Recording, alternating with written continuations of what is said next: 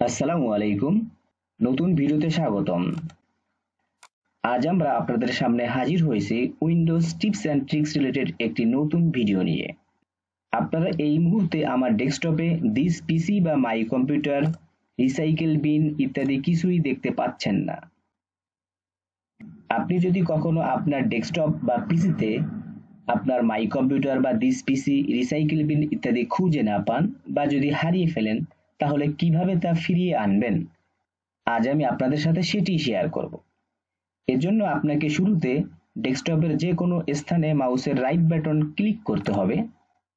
তাহলে নিচ থেকে দেখতে পাবেন পার্সোনালাইজ, এখানে মাউসের লেফট বাটন ক্লিক করে দেবেন। এখানে বাম পাশে দেখতে পাবেন ব্যাকগ্রাউন্ড, কালার্স, লক স্ক্রিন, থিমসে আমরা ক্লিক করে দেব।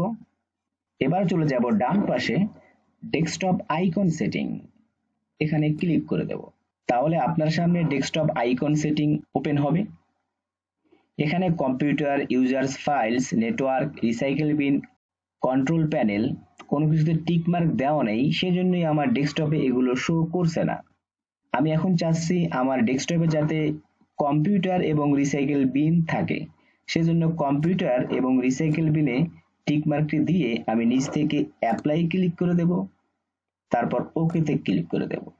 এখন আমি যদি এটি মিনিমাইজ বা ক্লোজ করে দিই, তাহলে দেখতে পাবো আমার ডেস্কটপে দিস পিসি এবং রিসাইকেল বিন দেখা যাচ্ছে।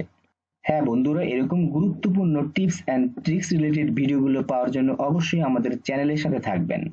আসসালামু আলাইকুম।